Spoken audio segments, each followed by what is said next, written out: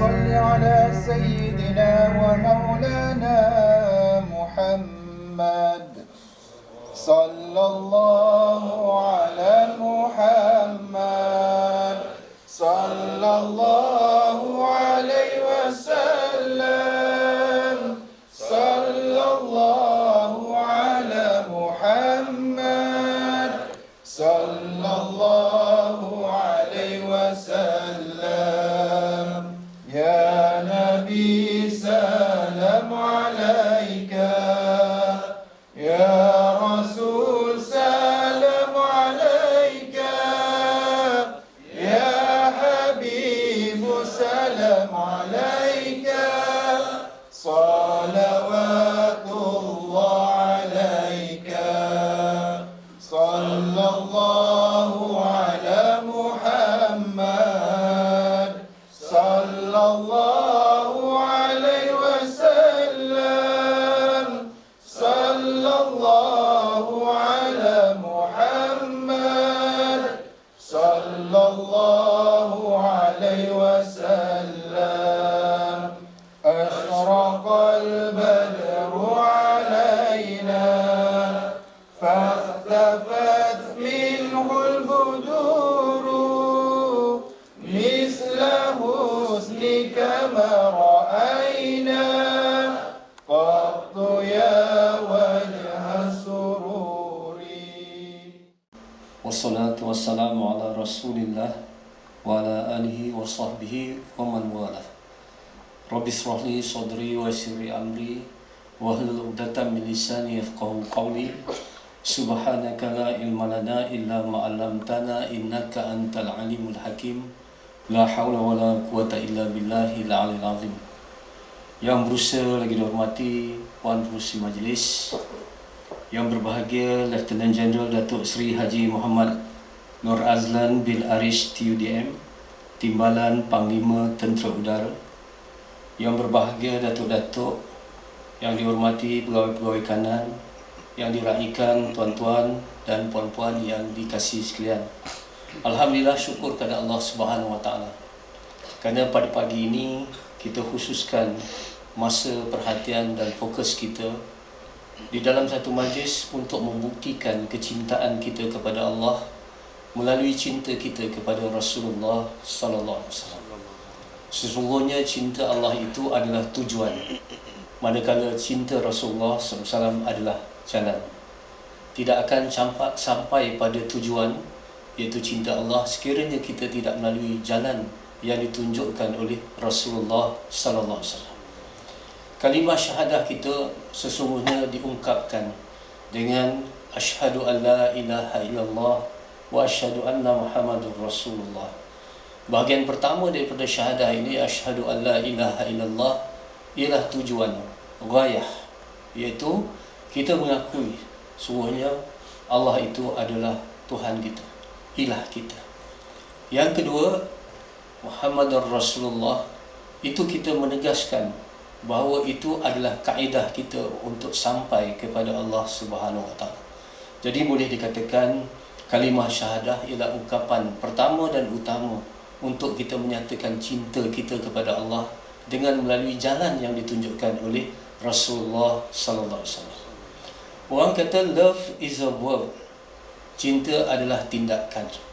Tetapi dalam Islam, cinta adalah tindakan, cinta adalah lisan. Love is a verb, love is a word.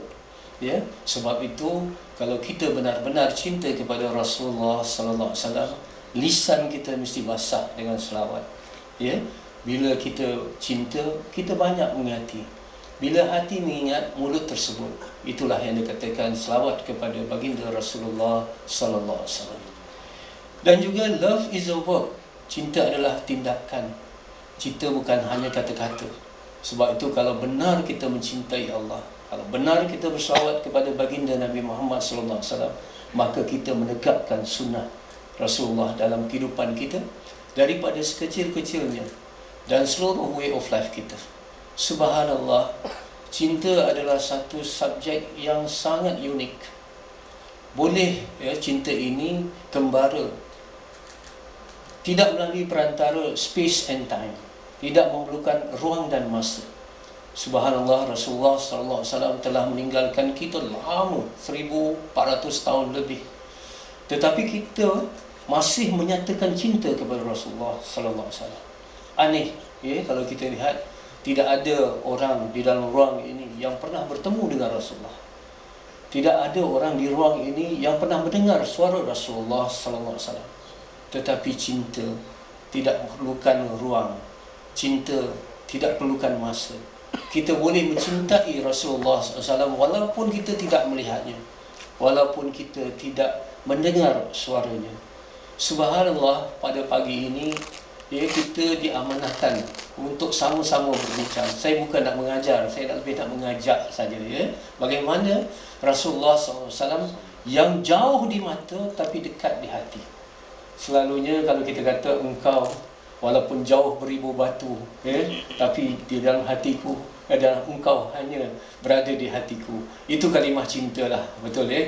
Kalau jauh di mata, dekat di hati, itu kita cinta pada seorang. Tetapi kalau sebaliknya, jauh di mata, jauh juga di hati, itu bukan cinta. Subhanallah, kita lihat bagaimana cintanya Rasulullah sallallahu alaihi wasallam kepada umatnya, dan bagaimana para sahabat mencintai Rasulullah sallallahu alaihi wasallam.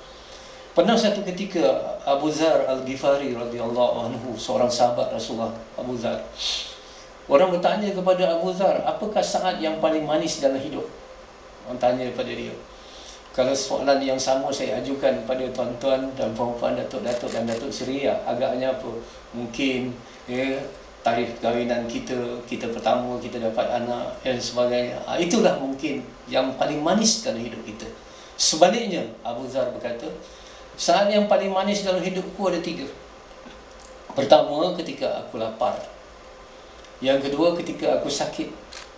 Dan yang ketiga, ketika aku diambang sakaratul maut, menjelang kematian. 3 perkara ni kita tak suka, betul. Siapa suka sakit, siapa suka lapar, siapa suka nak berpisah dengan dunia. Tetapi sebaliknya pada Abu Dzar, bila ditanya kenapa, dia kata, sekiranya ketika aku lapar, hatiku jadi lembut. Sebab tu bulan puasa selalunya hati kita lembut dengan untuk ibadah. Ketika aku sakit, aku dapat kafarah, pengampunan daripada dosa-dosa. Dan ketika aku menjelang kematian, saatku untuk bertemu kekasihku Rasulullah SAW sudah semakin hampir.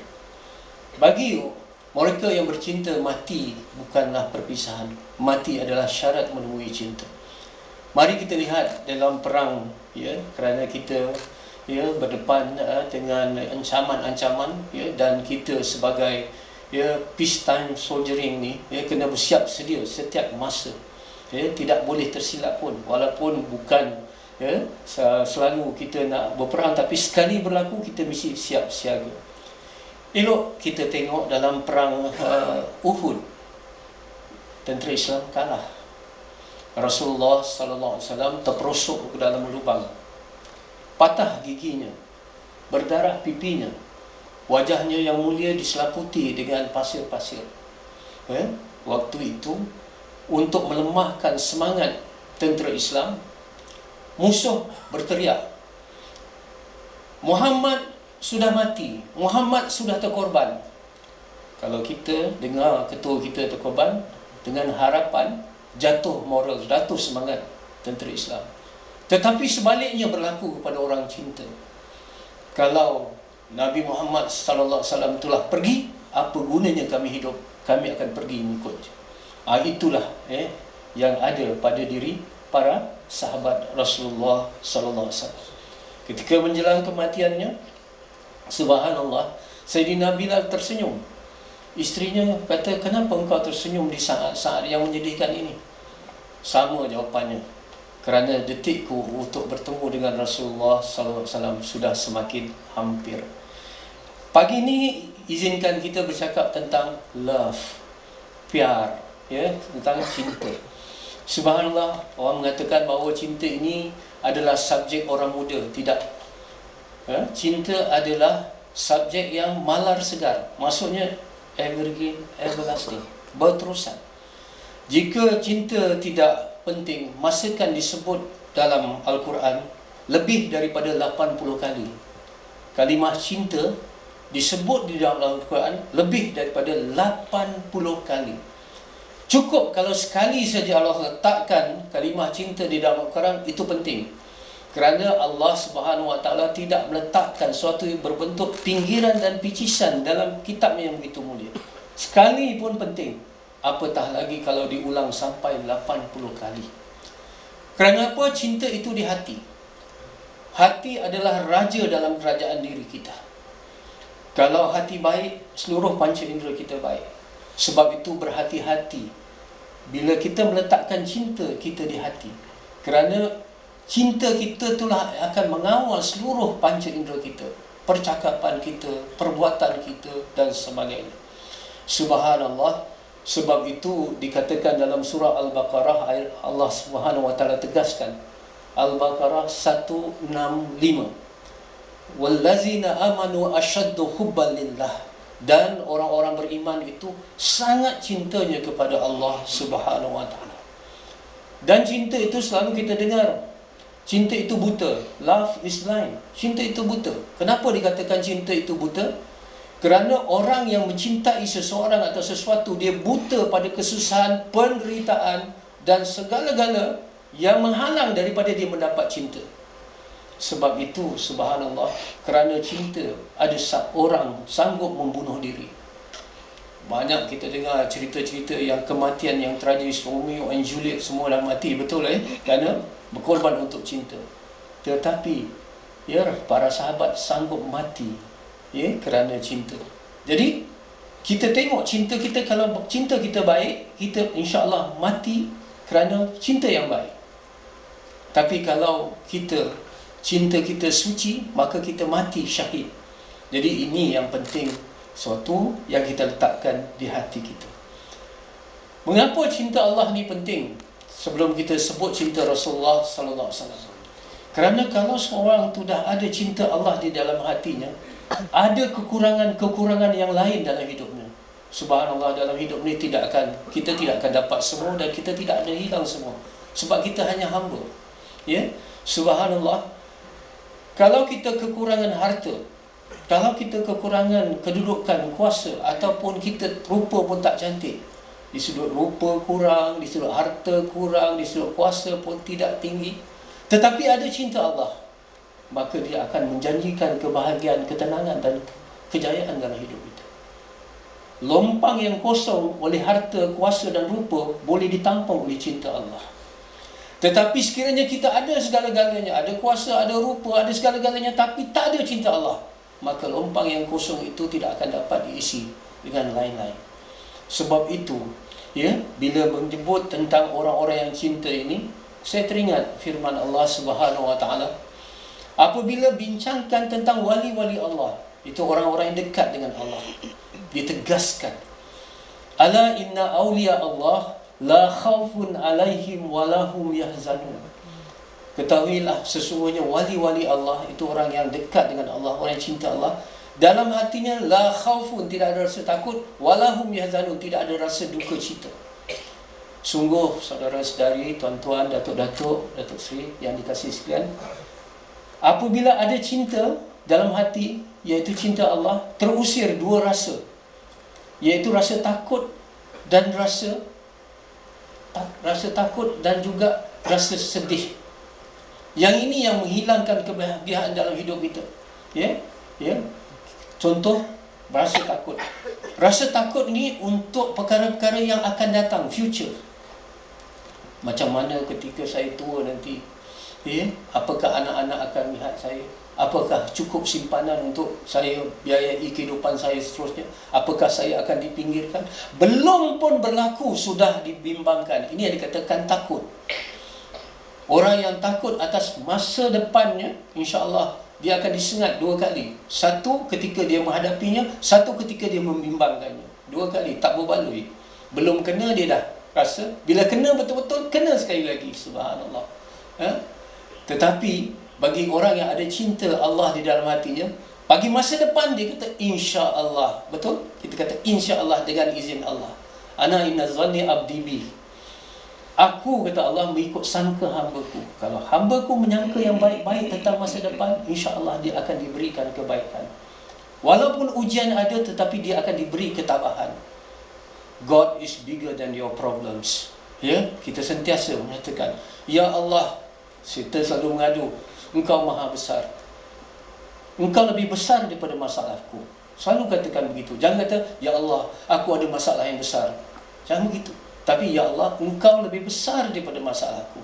Inilah orang yang ada dalam hatinya cinta, tidak ada bimbang, tidak ada rasa takut pada masa depan. Yang kedua, rasa duka cita. Kalau rasa takut, bimbangkan pada masa akan datang, manakala rasa duka cita ialah tentang masa silam. Ada perkara-perkara yang menyedihkan, tragedi-tragedi yang berlaku waktu dia kecil, waktu dia remaja, waktu dulu, dia kenang-kenangkan balik. Dia tak boleh erase, dia tak boleh delete dalam ingatannya. Menyebabkan dua kali juga dia kena. Satu ketika dia kena dulu, satu ketika dia mengenangkannya. Yesterday ended last night. Apabila satu yang telah berlaku, let go, let God, lepaskan kepada Allah Subhanahu Wa Taala. Katakan alhamdulillah. Kalau pada masa akan datang kita kata insya-Allah, pada masa yang telah lalu kita kata alhamdulillah. Ya, macam mana pun, yang manis ke, yang pahit ke, ada pengajaran yang kita dapat dalam hati kita. Apabila kita tidak diganggu oleh ketakutan akan datang dan kita tidak diganggu oleh kesedihan masa silam, barulah kita boleh hadapi hari ini dengan bismillah, dengan nama Allah. Ini pentingnya cinta Allah Subhanahu Wa Taala. Lihat bagaimana Rasulullah sallallahu alaihi wasallam ketika berada di Gua Saur, di Gua Saur singgah 3 hari 3 malam. Apabila nak hijrah ke Madinah, tengok bagaimana strategic thinking, Rasulullah sallallahu alaihi wasallam adalah general tentera yang ada pemikiran strategi. Ketika Madinah berada di hadapan, di utara, bila keluar daripada rumahnya, baginda tidak menuju utara tapi menuju ke selatan, berada di Gua Saur selama 3 hari 3 malam. Orang yang mengikut musuh yang memburu Rasulullah terkeliru, dia pergi ke utara, sedangkan Rasulullah tak pergi ke utara. Walaupun orang tahu Rasulullah akan pergi ke Madinah di utara, Rasulullah singgah 3 hari 3 malam duduk di gua. Ini pemikiran strategi. Subhanallah. Tetapi oleh kerana pencarian itu radiusnya luas, akhirnya musuh berada di depan pintu gua. Kalau siapa yang ada pengalaman naik Gua Saur boleh tengok, gua tu kecil, boleh cukup 2 orang saja. Sekiranya orang tunduk ke bawah, orang akan nampak Rasulullah dan Sayyidina Abu Bakar ada di dalam gua itu. Ketika itu menggeletarlah tubuh Sayyidina Abu Bakar, menggeletar. Bukan kerana takut nyawanya, tetapi takut nyawa kekasihnya Rasulullah SAW. Waktu itu apa kata Rasulullah? Dan ini kita jadikan pegangan kita. La tahzan innallaha ma'ana. La tahzan innallaha ma'ana. Jangan takut, Allah bersama dengan kita. Betul ya? Ini pegangan kita. Bukan saja ketika Rasulullah dan Sayyidina Abu Bakar menghadapi situasi yang sangat kritikal itu, dalam kehidupan kita pun, sekiranya kita dikecewakan, kalau kita dipinggirkan, kita la tahzan innallaha ma'ana. Selalu, when God is your friend, who is your enemy? Sebab itu kita sungguh-sungguh dekat dengan Allah. Kalau kita takut dengan Allah, makhluk akan takut pada kita. Tapi kalau kita tak takut pada Allah, kita akan takut pada makhluk, dan makhluk tak takut pada kita. Dan ini satu kekuatan sebenarnya dalam hati kita. Ketika Jenderal Khalid Al-Walid dilucutkan jawatan, Sayyidina Umar naik sebagai Amirul Mukminin menggantikan Sayyidina Abu Bakar. Langkah pertama yang dibuat oleh Sayyidina Umar ialah melucutkan jawatan Sayyidina Khalid daripada Jenderal menjadi saudara biasa, digantikan oleh Abu Ubaidah Al-Jarrah. Subhanallah. Ada strategi pemimpin. Yang Sayyidina Umar sebagai ketua, dia tahu apa tindakannya itu. Sayyidina Khalid menerimanya, dan kemudian dia menyerahkan dengan senyap-senyap jawatan itu kepada Abu Ubaidah Al-Jarrah. Tak ada kecoh-kecoh, saya sudah letakkan jawatan, saya tak bagi. Lancar je, lunak je dia serahkan jawatan itu. Dan tapi ada orang yang tahu juga. Tapi Sayyidina Khalid berjuang macam biasa, tak terjejas pun, prestasinya, kesungguhannya, komitmennya, iltizamnya tak terjejas. Orang bertanya kepada Khalid, apa rahsiamu? Khalid menjawab, aku berjuang bukan kerana Umar. Ya, artinya apa? Allah ada di hati Jenderal Khalid. Allah ada di hati Private Khalid. Tak kira bila Allah ada di hati, ada kekuatan untuk kita duduk di mana sekalipun. Subhanallah, ini yang kita nak dalam kehidupan kita, iaitu cinta Allah. Cinta Allah adalah segala-galanya. Tetapi Allah memberitahu, untuk mendapat cintanya ada satu jalan saja. Tidak ada jalan yang lain. Allah tegaskan, A'udzubillahi minasyaitonirrajim, Kul in kuntum tuhibbunallah fattabi'uni yuhibbukumullah wa yaghfir lakum dzunubakum. Apa yang Allah tegaskan? Katakan wahai Muhammad kepada umatmu, jika kalian benar-benar mencinta Allah, maka ikutlah aku, iaitu Muhammad. Niscaya Allah akan mencintai kalian dan akan mengampuni dosa-dosa kalian. Ini penegasan. Ya, Allah Subhanahu Wa Taala sendiri. Katakan wahai Muhammad kepada umatmu, kalau engkau mencintai aku, iaitu Allah, hendaklah ikut aku, iaitu ikut Muhammad sallallahu alaihi wasallam. Ini pentingnya. Walaupun dah jauh, Rasulullah dah jauh, tapi tetap kita nak rasa Rasulullah tu dekat di hati. Ya, kalau Rasulullah tak dekat di hati, segala-galanya artinya pengakuan kita itu palsu. Subhanallah, mengapa cinta Rasulullah sallallahu alaihi wasallam penting? Mengapa? Sebab utamanya telah saya nyatakan tadi. Sebab cinta Rasulullah ialah jalan dia cinta Rasulullah. Kalau kamu nak solat dengan khusyuk, ikut cara Rasulullah. Kalau kamu nak puasa yang betul, ikut cara Rasulullah. Kalau kamu nak menyusun ekonomi, ikut cara Rasulullah. Kalau kamu nak buat apa, ikut cara Rasulullah. Kerana itu akan membawa kepada cinta Allah.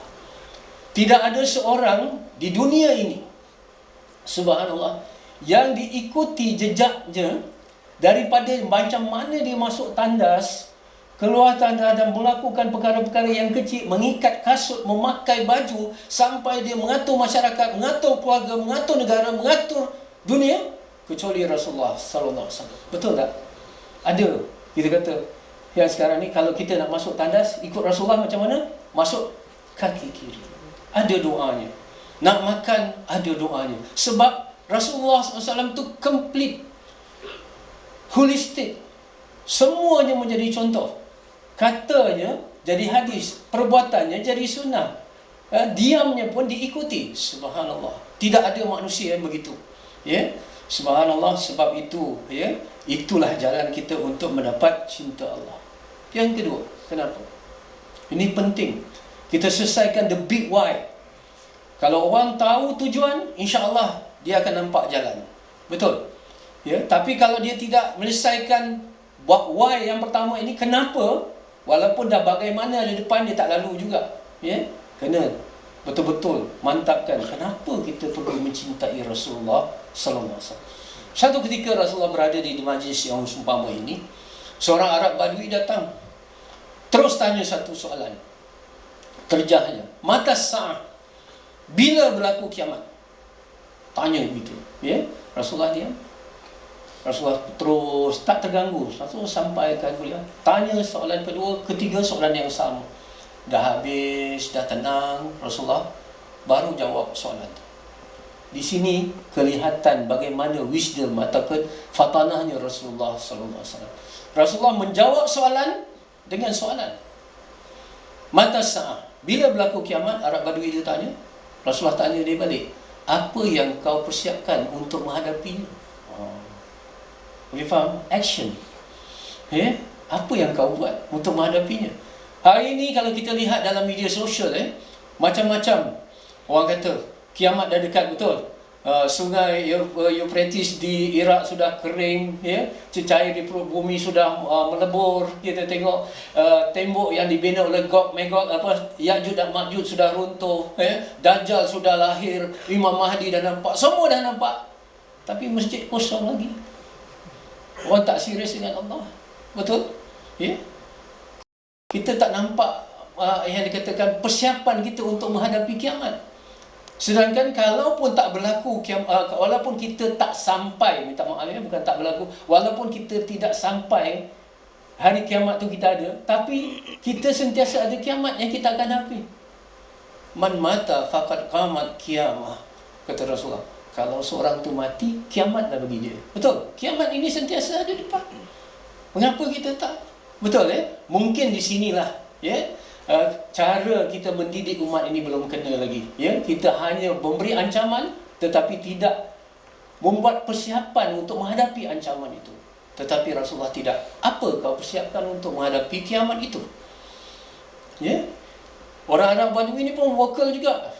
Dia kata, aku belum mempersiapkannya dengan banyak solat, dengan banyak puasa, dengan banyak sedekah. Belum aku siapkan. Bukan artinya dia tidak solat, tapi solatnya tak banyak, solat sunat mungkin tak banyak, sedekahnya tak banyak, biasa-biasa saja.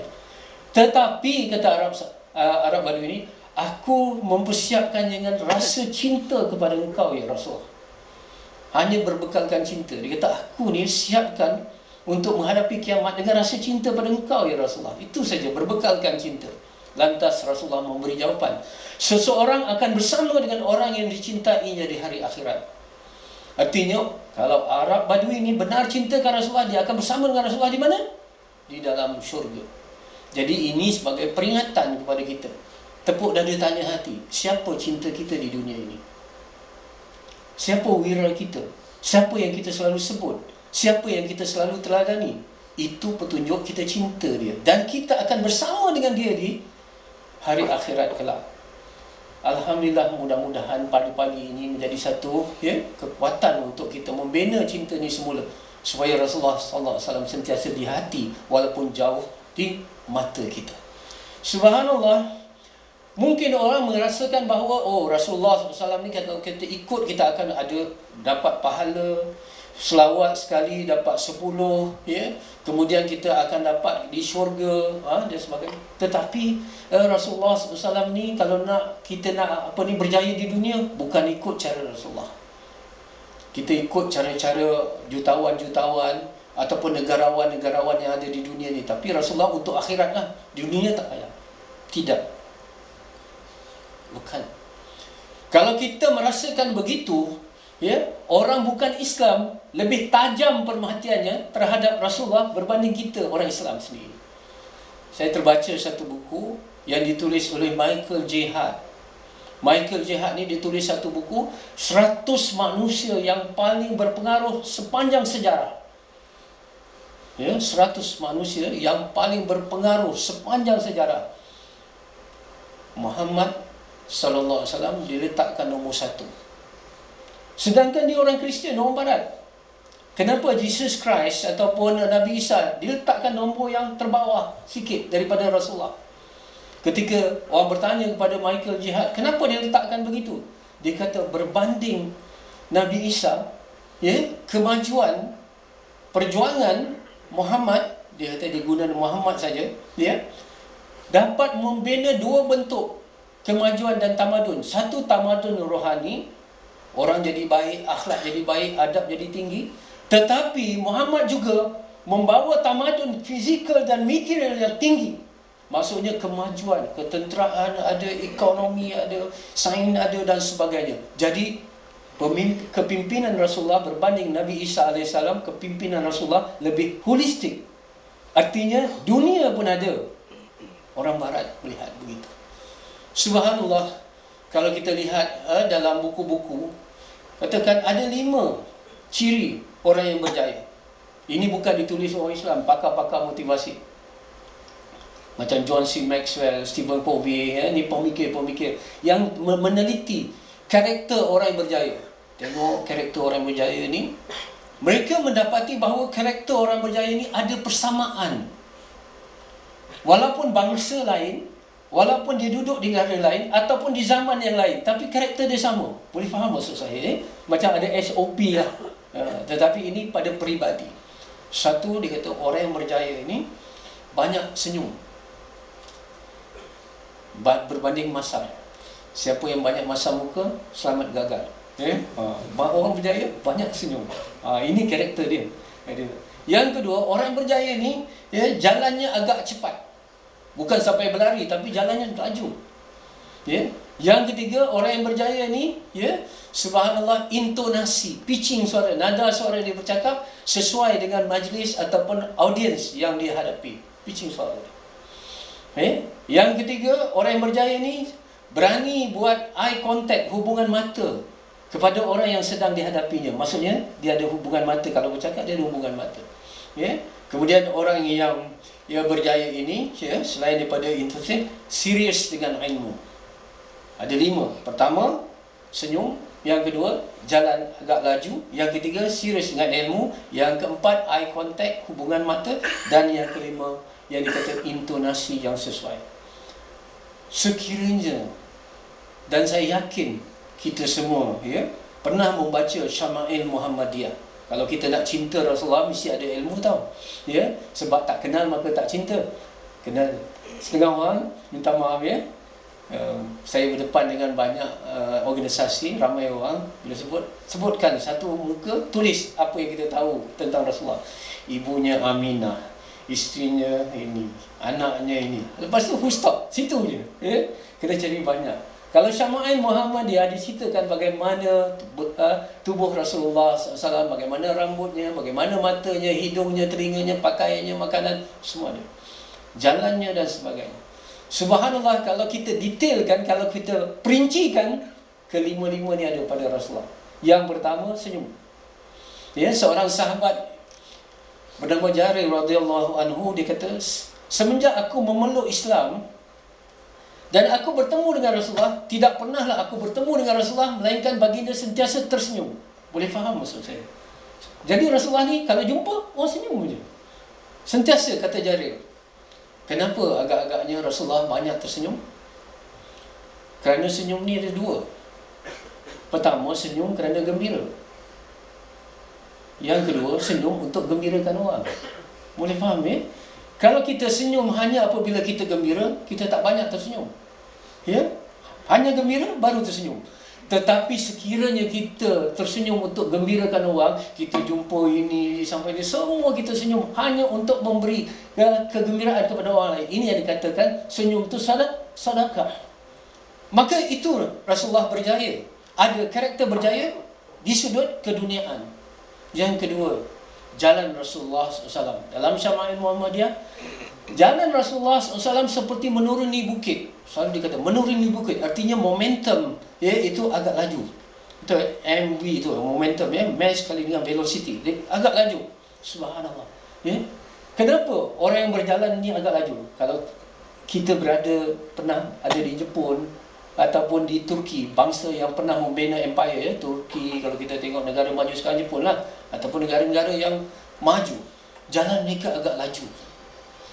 Tidak longlai, tidak santai linggang kangkung, tak ada. Dia kenapa? Kerana orang yang berjaya dia mission driven. Mission driven. Artinya dalam sehari, dalam kehidupan mereka ada target yang mereka nak capai, ada job list. Dia hidup by design, bukan by default. By design. Hari ni nak buat apa? Ada job list dan sebagainya. Dia pukul berapa dia nak bangun ni kita dalam ketenteraan memang saya rasa disiplin. Semua by design. Tetapi orang yang jalan lingkang kangkung ni dia apa? By default. Dia tidak ada matlamat. Bangun waktu pagi pukul 10 pagi. Nak pergi mandi, nampak remote control, ambil remote control, buka TV, tengok. Betul? Kemudian kawan telefon ajak ni, dia pun pergi. Balik daripada dia tidak ada perancangan. Sebab tu dia macam orang kata subhanallah, hidupnya santai. Bukan salah untuk santai, tetapi tak ada matlamat. Mission driven. Jalan kita mesti laju. Saya tak tahu macam mana regimented ataupun ketenteraan, mungkin ada disiplin-disiplin tertentu dalam kita berjalan. Yang ketiga, serius dengan ilmu. Kalau dalam majlis ilmu kena duduk depan, kena bagi tumpuan dan sebagainya. Subhanallah, Rasulullah SAW ketika masuk dalam masjid, ada pelbagai majlis. Ada majlis orang sedang baca Quran, ada orang sedang bermunajat, doa, ada majlis ilmu. Rasulullah SAW akan memilih ilmu, majlis ilmu berbanding majlis-majlis yang lain. Kerana apa? Rasulullah tahu ilmu adalah gerbang utama menuju kejayaan. Sebab tu ya, kalimah pertama yang dipilih oleh Allah Subhanahu wa taala untuk berkomunikasi dengan umat Nabi Muhammad sallallahu alaihi wasallam bukan solatlah, bukan zikirlah, bukan puasa, tapi ikra, bacalah. Ini menunjukkan ilmu itu tinggi. Ya. Artinya subhanallah, orang yang berjaya di dunia ni orang yang committed dengan ilmu, iltizam. Ya. Yang seterusnya, eye contact. Ya. First impression. Ya. Ya. Orang yang pertama menemui Rasulullah, berjumpa Rasulullah, tak pernah dengar suara, tak pernah lagi bergaul dengan Rasulullah, tetapi melihat wajah Rasulullah. Apa komen mereka? Ini bukan wajah pendusta. Kenapa? Body language Rasulullah SAW sangat meyakinkan. Kita berkomunikasi dengan manusia melalui 3. Pertama, word, kata-kata. Yang kedua, intonasi suara. Yang ketiga, body language. Bahasa tubuh. Bahasa tubuh ni memberi kesan 70% dalam komunikasi. Subhanallah, bahasa tubuh Rasulullah sangat hebat. Sehingga bila keluar daripada majlis Rasulullah, setiap orang yang keluar daripada majlis Rasulullah merasakan dia yang paling diberi perhatian dan diberi tumpuan oleh Rasulullah berbanding dengan yang lain. Dalam majlis ini tak mungkin saya capai macam yang Rasulullah capai. Mungkin ada orang yang saya lebih tengok daripada banding yang lain. Tetapi Rasulullah tidak. Semua orang merasakan dia yang lebih diberi perhatian berbanding yang lain. Kenapa? Rasulullah sentiasa mewujudkan eye contact dengan orang yang dihadapi. Mata adalah jendela bagi hati. Kalau kita nak bercakap daripada hati, mesti kita ada eye contact dengan orang yang kita hadapi. Ini penting. Hingga diberitakan kalau Rasulullah SAW melihat di sudut ini, kemudian baginda dipanggil di sudut sana, baginda tidak hanya memalingkan wajahnya begini, tidak, tetapi Rasulullah akan memalingkan seluruh tubuhnya untuk menghadapi orang itu. Bayangkan kalau anda ketua, anda berdepan dengan orang bawahan, superior, berawan dengan subordinate, buat macam itu, orang bawah akan rasa dihargai. Betul? Subhanallah, ini. Dan nada suara Rasulullah sangat sesuai dengan keadaan yang dihadapinya. Betul? Ya. Cuba kita tengok Rasulullah ketika beri khutbah. Sekarang beri khutbah macam mana? Ini hari Jumaat, beri khutbah. Ada satu joke. Dia kata orang lelaki di Malaysia lebih banyak tidur daripada orang perempuan. Lebih banyak. Sebab orang lelaki boleh tidur dalam khutbah Jumaat. Orang perempuan tak hadir khutbah Jumaat. Khutbah menyebabkan kita, kata Malik bin Nabi, seolah-olah ada macam satu persetujuan antara khatib dengan audiens dia untuk tidak mengambil apa-apa manfaat daripada khutbah. Aku baca je kau, kalau tak manfaat, tak apa-apa. Itu Malik bin Nabi. Sampai begitu dia menyindir.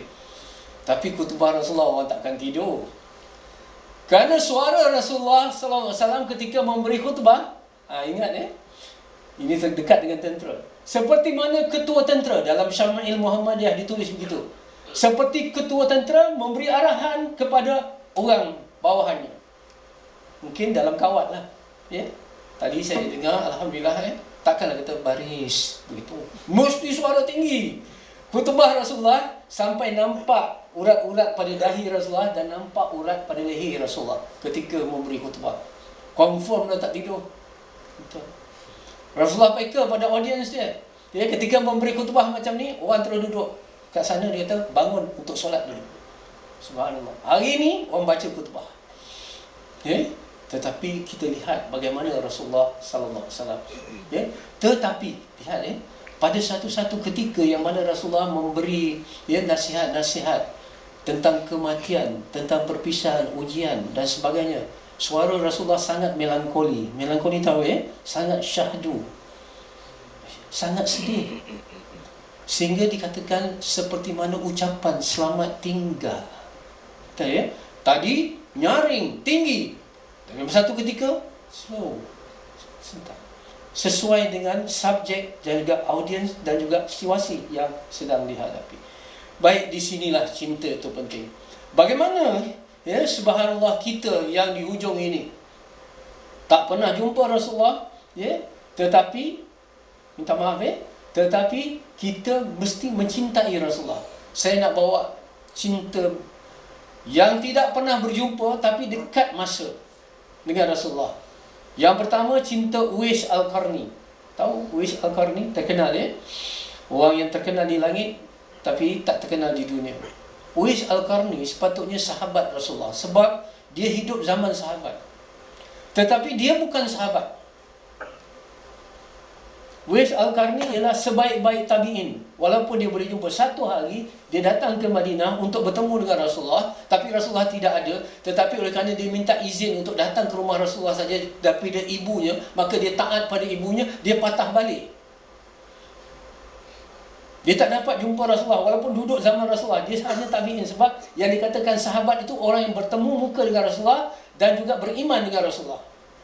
Artinya, walaupun tidak pernah bertemu wajah dengan Rasulullah SAW, dulu mana ada media, mana ada TV, mana ada akhbar. Kalau tak nampak, tak nampak lah. Betul tak? Tapi Uwais sangat cinta pada Rasulullah. Dan Rasulullah sangat cinta pada Uwais.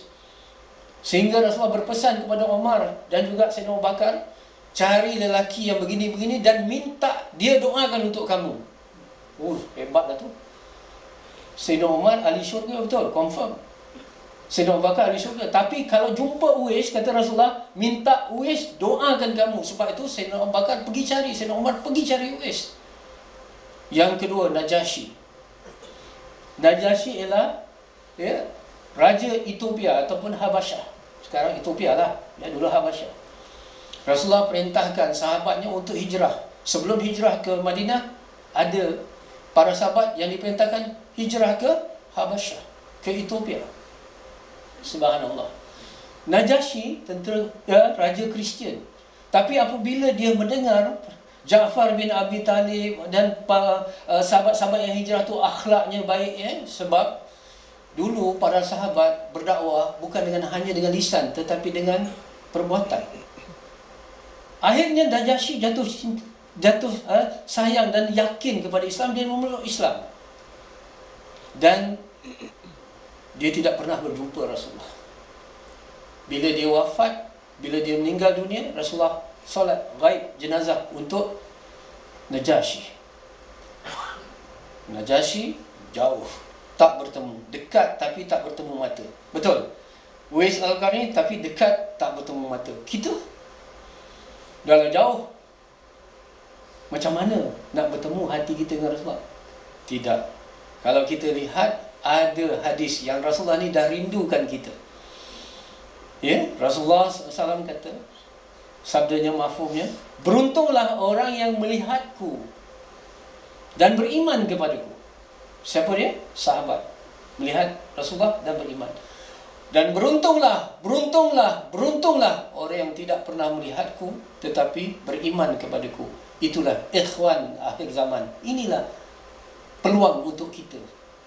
Sebab Rasulullah dah kata dah, memang golongan ikhwan ini yang tak bertemu dengan muka dengan Rasulullah tapi beriman dengan Rasulullah, beruntung. Ini siapa?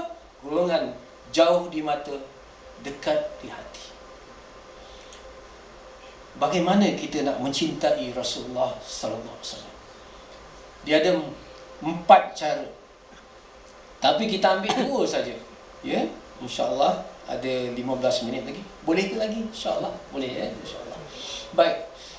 Yang pertama, tak kenal maka tak cinta. Mesti kita belajar mengenali Rasulullah SAW. Yang kedua, kita mesti menteladani Rasulullah SAW. Yang keempat, kita selalu mengingat, menyebut, berselawat kepada baginda. Yang kelima, kita mesti membela Rasulullah apabila dihina, sama ada batang tubuh baginda ataupun perjuangan baginda.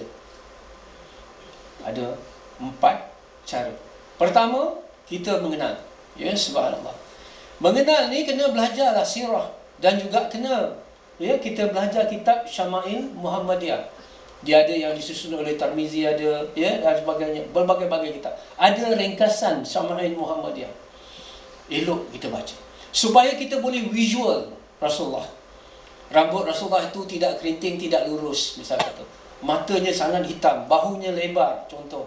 Bagaimana? Jalan Rasulullah itu bagaimana? Kaki Rasulullah macam mana? Subhanallah.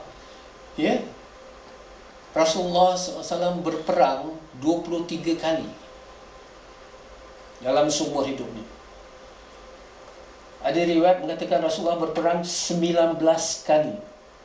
Okey, tak kira lah 19 atau 23 kali. Rasulullah mengerjakan haji sekali. Kita orang Melayu banyak pergi haji, perang sekali pun tak pernah, ya. Rasulullah 23 kali.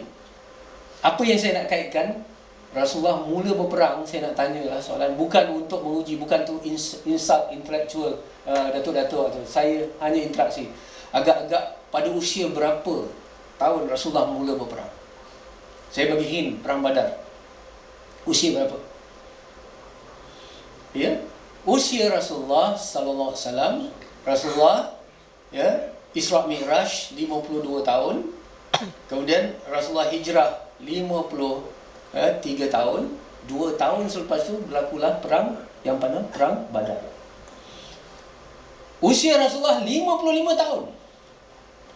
Artinya pada usia 55 tahun Rasulullah sangat segak, sangat tangkas dan sangat sihat. Pergi berperang umur 55 tahun. Dalam riwayat mengatakan dada dan perut Rasulullah sentiasa separas. Six pack. Betul sick pack. Kita 55, belum 55, 40 tahun lebih, go out dan go in, dah datang.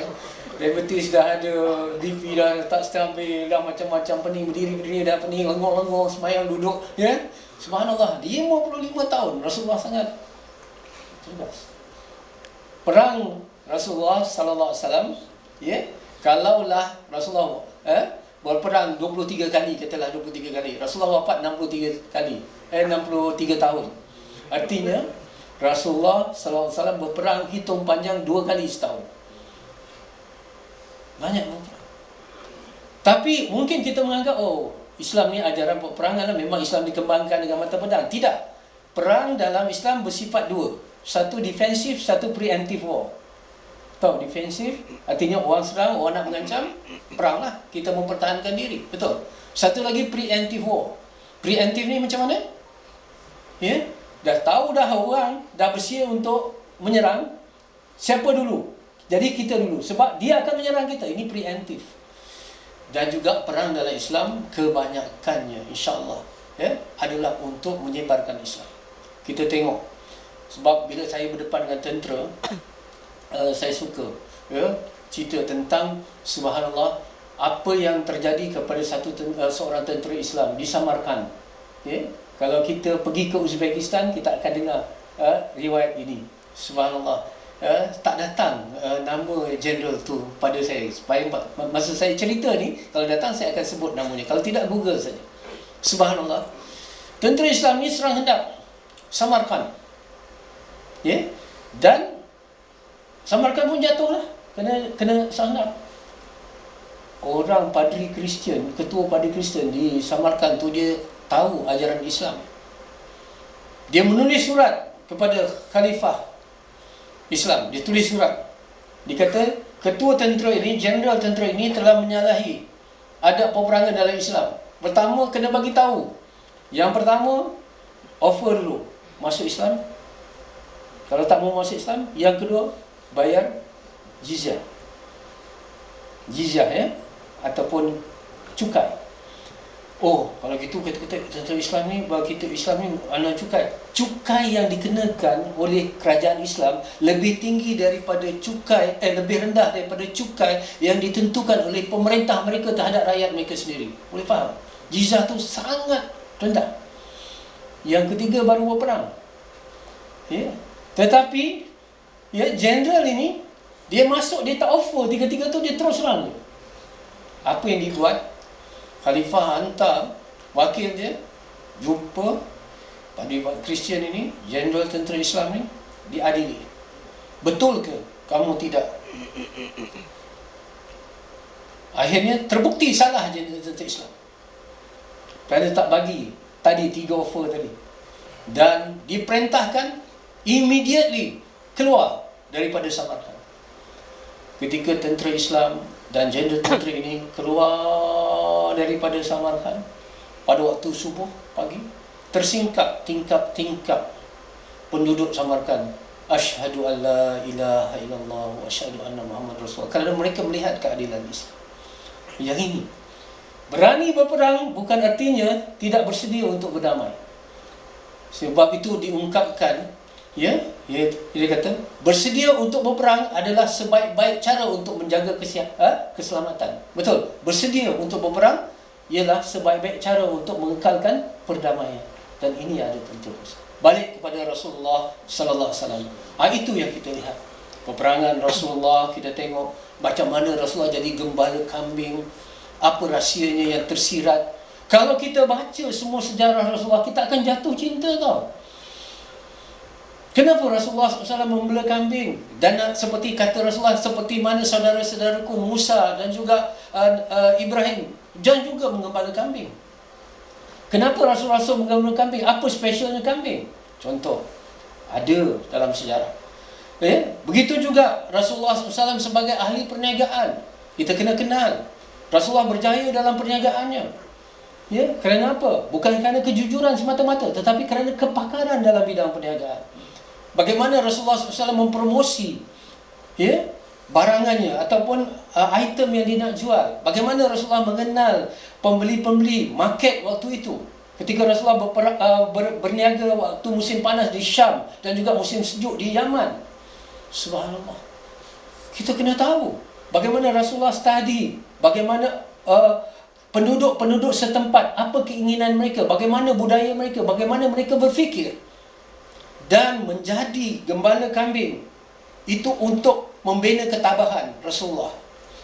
Ketika Rasulullah SAW terlibat dalam perniagaan, itu untuk membina kepakaran Rasulullah. Dan akhirnya pada usia 40 tahun, Rasulullah SAW menjadi Rasul, menggabungkan ketabahan daripada membela kambing, kepakaran dalam berniaga untuk menjadi Rasul yang hebat. Kita tak nampak. Subhanallah, ini penting. Kaedah Rasulullah SAW berdakwah. Bagaimana Rasulullah berdepan dengan orang yang dihadapi. Rasulullah SAW sentiasa memberi right to be heard, walaupun kepada musuhnya. Satu ketika, orang nak mengalahkan Rasulullah SAW, menghantar Utbah bin Rabi'ah. Ini pemuka Quraisy, tapi licik berpolitik. Pergi berdepan dengan Rasulullah. Ini di peringkat Makkah. Utbah bin Rabi'ah pun jumpa Rasulullah. Dia hebat.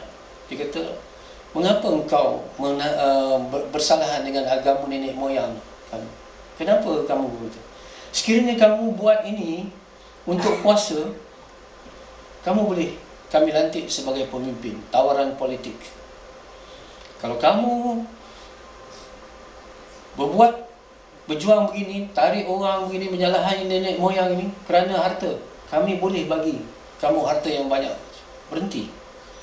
Kalau kamu buat ini kerana wanita, kami akan kumpulkan wanita-wanita yang tercantik yang kalangan kami akan berikan tahta, wanita, kuasa, tahta, kuasa, apa lagi?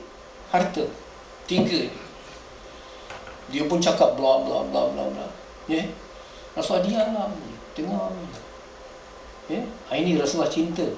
Sebab orang yang cinta saja yang boleh menjadi pendengar yang baik. The first duty of love is to hear. Jadi Rasulullah dengar. Akhirnya Utbah dah tak ada apa-apa dah cakap. Rasulullah kata, sudah habis wahai Utbah? Dah habis dah. Tak ada. Maksud Utbah cakap, tarik balik, tak ada. Sebab Rasulullah dah confirm apa yang Rasulullah nak cakap, benda yang benar. Yang Utbah nak cakap, benda yang salah, betul. Tapi Rasulullah berilah luar juga. Dengar. Akhirnya, wahai Abdul Hakim, itu Rasulullah panggil pula gelaran kauniyah dia. Kauniyah ni, kalau orang Arab ni, dia tak panggil nama, dia panggil kalau Muhammad, Abu Muhammad, bisa kata. Itu menunjukkan dia menghormati. Rasulullah kata, dah habis Abu Hakim. Sudah, Rasulullah baru baca surah Al-Fusilat, ayat pertama sampai ayat ke seterusnya. Inilah Rasulullah. Betul Dan alangkah indahnya kalau kita baca, dan kita akan jatuh cinta kepada Rasulullah. Bagaimana Rasulullah sabar berhadapan dengan kata-kata orang yang betul dia benar, yang itu dah confirm salah, tapi dia sabar. Macam mana? Subhanallah. Hebatnya Rasulullah. Pernah satu ketika, seorang Arab Kristian, pemuka ataupun ketua, nama dia Adi bin Hatim. Dia bertamu dari rumah Rasulullah sallallahu alaihi wasallam. Ini kalau kita baca sejarah, kita akan jatuh cinta. Yang ini satu yang sangat menyentuh hati. Bila Rasulullah bersabda, siapa yang beriman kepada Allah dan hari akhirat, hendaklah dia menghormati tetamu. Betul? Rasulullah memperhatikannya. Walk your talk. Inilah integrity, doing right when nobody is looking. Dia buat yang betul walaupun tidak ada orang menilainya. Pada Adi bin Hatim. Jadi bila Adi bin Hatim datang rumah Rasulullah sedang duduk di alas. Biasa kata bukan cushion lah. Satu tempat duduk yang selalu Rasulullah duduk. Ada satu je tempat duduk. Bila Adi bin Hatim datang, Rasulullah ambil tempat duduknya, letak supaya Adi bin Hatim duduk. Rasulullah duduk di lantai. Boleh faham Muslim? Ini orang Kristian. Kemudian Rasulullah jalan bersama dengan Adi bin Hatim. Di pertengahan jalan ada orang tua. Orang tua perempuan. Kemudian dia bersembang dengan Rasulullah. Tahu? Tanya ini, luar hati macam ni. Anda pernah jumpa orang bila orang tua dengar ibu bapa kita, dia akan sembang benda yang replay. Tahu? Ibu kita akan ulang-ulang. Tu yang kata, apa nama burung ni? Apa nama burung apa ni? Dia itu orang tua macam itulah. Ya? Rasulullah SAW dengar satu cerita di orang tua ni. Orang tua perempuan dengar. Adik bin Hatim tengok Rasulullah bagaimana dia lari. Dah lama masuk, perempuan ni dah habis, berlalu, Rasulullah pun berlalu. Apa komen Adi bin Hatim ketika melihat Rasulullah buat begitu? Sekiranya manusia ini menginginkan kuasa sahaja, dia tidak akan berbuat demikian. Boleh faham maksud saya? Kalau Rasulullah ni ada hidden agenda lah, nak ingat pengikut, nak dapat kedudukan politik, dia tak akan buat begitu. Sebab perempuan tua ni, dia tidak ada nilai apa yang boleh diberi kepada Rasulullah. Sebab tu bila kita baca tentang leadership oleh John C. Maxwell, dia ada tulis satu. Tanda orang tu ada integriti ialah bagaimana dia melayan seseorang yang tidak ada kepentingan dengannya. Dia tak ada hidden agenda. Ini bukan mengajar kita bahawa kita tak hormat atasan kita. Kena hormat atasan kita, betul Kena hormat. Rasulullah tadi hormat atasan. Pemimpin, Adi bin Hatim tadi pemimpin. Tapi Rasulullah menghormat bawahan, subordinate di bawah tadi. Bagaimana? Sebab itu, bagaimana kita melayan makcik cleaner? Macam mana kita melayan pakcik guard? Orang-orang yang ada yang mana-mana. Kita hormat tabik kepada atasan kita. Tapi ada masa kita tegur, Pak Mat, hari ni macam mana sihat? Kakak macam mana okey hari ni jual kuih? Itu menunjukkan kita ada integriti kerana kita buat baik kepada orang yang tidak ada kepentingan. Dan itu Rasulullah sallallahu alaihi wasallam. Ini. Bila kita tengok makin kita baca Rasulullah makin jatuh cinta. Sebab ini yang dikatakan sirah Rasulullah tu mesti kita lihat. Tak dituntut. Macam ulama-ulama hadis ada yang hafal hadis Rasulullah ada 1 juta, ada 500,000, ada 300,000. Kita 40 hadis Imam Nawawi pun tak hafal, betul? Tapi mengaku cinta. Tapi tak apalah kalau kita bukan kekuatan pemikiran kita nak hafal. Sekurang-kurangnya kita buat. Kalau nak pakai kasut, mulakan kaki kanan dulu. Betul? Kalau nak buat apa yang baik, mulakan dengan tangan kanan. Dengan apa? Dengan niat mencintai Rasulullah SAW. Tetapi perlu ada ilmu. Kalau kita tak baca, macam mana kita nak dapat info ini? Kalau kita tak mengaji, macam mana kita tahu? Sebab itu cara mencintai, first thing first, mesti kenal, dan untuk kenal mesti ada ilmu. Boleh faham Yang kedua, kita menteladani Rasulullah sallallahu alaihi wasallam. Bila kita baca, kita tahu sekiranya Rasulullah SAW balik lewat malam, memberi salam 3 kali, isteri tak buka pintu kerana tak dengar, Rasulullah tidur di depan pintu. Bagaimana kita nak reflect terhadap kita? Kita balik malam, dah WhatsApp dah isteri, pukul 12.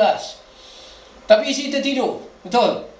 Tekan-tekan macam tu, tapi last buka pintu. Kalau tak jadi macam Rasulullah tidur di luar pun, apa salahnya senyum, terima kasih. Ataupun isteri minta maaf, saya terlewat. Itulah tanda kita mencontohi Rasulullah. Itu yang dikatakan dulu. Ada satu lagu, Laukana Bainana. Seandainya Rasulullah SAW berada di tempat kita, bagaimana dia reflect? Bagaimana dia memberi reaksi pada situasi itu? Bila kita ada ini, Rasulullah begini. Kalau diketuk pintu tapi tak ada jawapan, bagi salam tak ada jawapan, dia tidur di situ. Tak marah-marah pada isteri. Kita ketuk pintu, lama-lama baru buka. marah atau tidak? Betul, itu satu. Rasulullah SAW sangat romantis. Kita tengok, selalu diceritakan bagaimana Rasulullah SAW selalu berlumba lari dengan Siti Aisyah. Wah, bolehlah Siti Aisyah langsing, cantik, selalulah perempuan begitulah. Ya? Tetapi subhanallah, ada sejarah menunjukkan Rasulullah SAW berdepan dengan isterinya yang agak besar, Saudah.